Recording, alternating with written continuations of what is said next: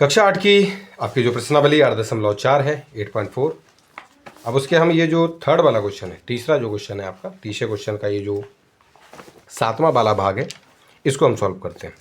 इसमें लिखा है कि 1.5x माइनस 4y का जो गुना है वो 1.5x प्लस 4y प्लस 3, इनके साथ जो भी इनका और इनका आपस में जो गुणा करने पर जो भी आंसर आपको प्राप्त होता है उसमें से आपको माइनस कर देना है, घटा देना है 4.5x प्लस 12y को, यानी 1.5x माइनस 4y, इसका मल्टीप्लाई आपको करना है 1.5x प्लस 4y प्लस 3 के साथ, और फिर जो भी आंसर आता है उसको आपको माइनस कर देना है, माइनस किसके साथ कर देना है, 4x प्लस के 12y के साथ। ठीक है कि नहीं। चलिए, तो सबसे पहले इस क्वेश्चन को हमने यहाँ पे लिख लिया छात्रों।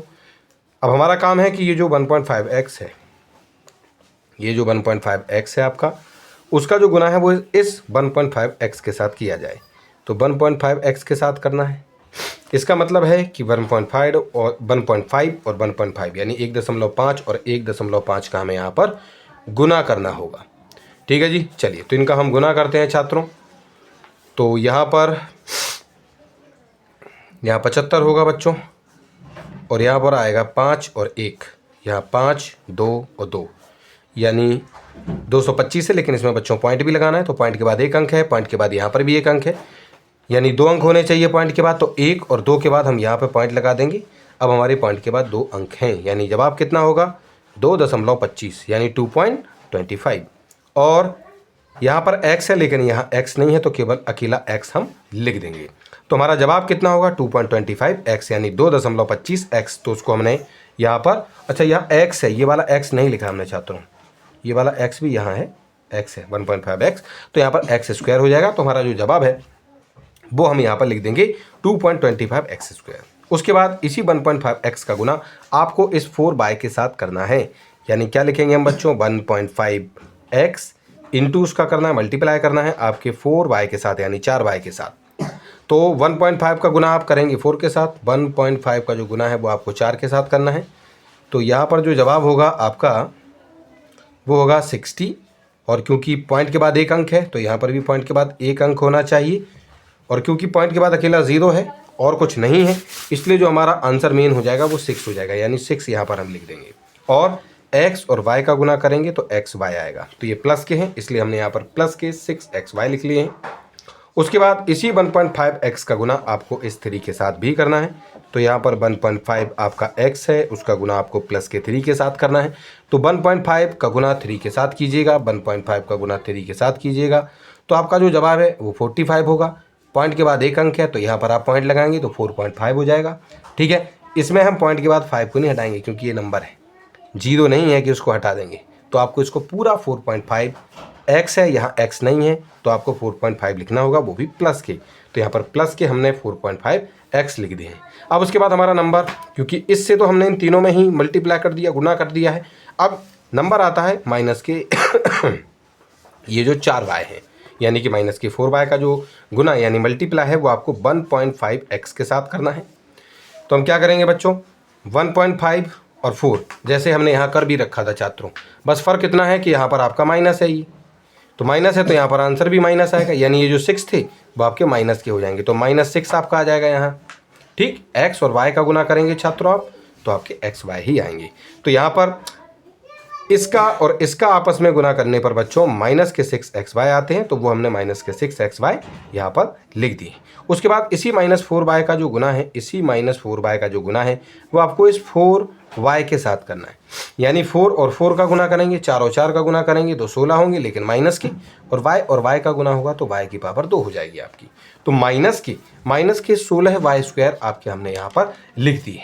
उसके बाद इसी -4y का, अब इसी -4y का जो गुना है छात्रों वो आपको 3 के साथ करना है। तो 3 और -4 का गुना होगा तो -12 होंगे, और y के स्थान पर केवल y लिख देंगे क्योंकि और यहाँ पर कुछ है नहीं, ना x y कुछ भी नहीं है। ठीक है जी। तो हमने यहाँ पर आपके माइनस के 12y ये लिख दिए यहाँ पर। ठीक है, तो यहाँ तक इन दोनों को मल्टीप्लाई करने पर आया है यहाँ तक। उसके बाद माइनस के 4.5x था तो हमने माइनस के 4.5x लिख लिया, और प्लस के 12y था हमने प्लस के 12y को लिख दिया है। ठीक है कि नहीं। अब इसमें क्या है कि कुछ चीज़ों को यहाँ पर काट पीट दिया गया है, जैसे कि देखो ये आपका ये आपके प्लस के 6xy है और ये आपके माइनस के 6xy है। तो ये आपस में क्योंकि दोनों एक दूसरे के लाइक हैं और 6 ये भी हैं और 6 ये भी हैं, तो दोनों आपस में कट जाएंगे पूरी तरीके से, इनको हम काट देंगे। उसके बाद ये जो प्लस के 4.5x हैं, यानी प्लस के 4.5x हैं और यहाँ पर आपके माइनस के 4.5x हैं, तो ये भी आपस में दोनों बच्चों आपके यहाँ पर कट जाने वाले हैं। तो ये भी हमारा, इस पर भी हमने टिक लगा लेना है, इस पर भी टिक लगा लेना है, ठीक है। ये हो गए। अब उसके बाद देखो ये आपके माइनस के 12y हैं और ये आपके प्लस के 12y हैं, तो ये वाला और ये वाला भी आपस में कट गया, ठीक है कि नहीं। ये भी आपस में कट गए।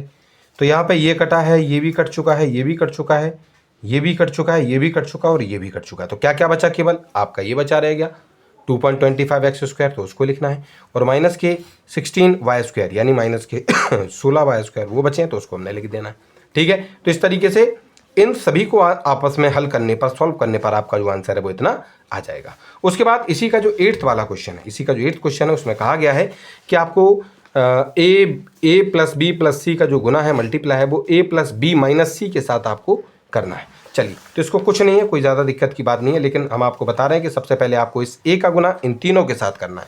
सबसे पहले a का गुना a के साथ होगा तो a² आ गया, फिर इस a का गुना इस b के साथ होगा तो आपका ab आ गया, फिर इस a का गुना इस माइनस के c के साथ होगा तो प्लस और माइनस गुना होंगे तो माइनस आएगा, लेकिन a और c का गुना होगा तो ac आ जाएगा, ठीक। अब नंबर आता है छात्रों आपके b का।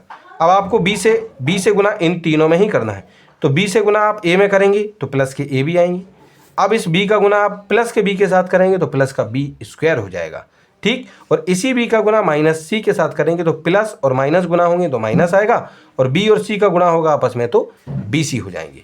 अब हमें ये जो c है, इस c का गुना a के साथ करना है तो प्लस के ac आएंगे, इसी c का गुना आपको इस b के साथ करना है तो प्लस के bc आएंगे, इसी c का गुना माइनस के c के साथ करना है तो प्लस और माइनस होने पे तो गुणा जब होगा तो माइनस होंगे, लेकिन c और c का गुणा होने पर ये c² हो जाएंगे, ठीक है कि नहीं। चलिए, अब इसमें जो जिस किसी के लाइक है उसको आपस में हम घटा सकते हैं। जैसे कि सबसे पहले ये जो AC है, ये जो AC था आपका, इस AC को प्लस माइनस का AC था और यहाँ पर आपका प्लस का AC है, ये भी एक है, ये भी एक है, तो आपस में दोनों कट जाएंगे, ठीक। ये माइनस का BC है और ये प्लस का BC है, तो ये भी और ये भी आपस में कट जाएंगे, तो इन पर भी हमें टिक लगा देना है। इन पे टिक लगा दिया। अब जो बचे हैं, जैसे कि a² था उसको लिखा, b² था हमने उसको लिख लिया है, ab भी है वो हमने यहाँ लिख देंगे, b² है तो हमने इसको भी लिख लिया है, यहाँ पे ab है उसको लिख लिया, ये वाला ab और है, देखो 2 ab हैं यहाँ पर, 2 ab बचे हुए हैं तो दोनों ab को लिख लिया हमने, प्लस प्लस के हैं दोनों, और माइनस का c² बचता है तो हमने उसको यहाँ पर लिख दिया है, ठीक है कि नहीं। अब a² की जगह a², b² की जगह b², ab और ab दोनों एक दूसरे के लाइक हैं, तो एक ab और एक ab मिलके 2 ab हो जाएंगे, और माइनस का जो c² है उसको हम ऐसे का ऐसा ही लिख देंगे। अब यहाँ पर कोई किसी के लायक नहीं है, यानी हमारा जो आंसर है छात्रों वो इतना ही हो जाएगा। और इस तरीके से ये वाला जो 8th वाला पार्ट है वो भी आपका यहाँ पर सॉल्व हो चुका है, और इसी के साथ ये वाली जो आपकी प्रश्नावली के साथ साथ ये पूरा चैप्टर भी आपका यहाँ पर कंप्लीट हो चुका है।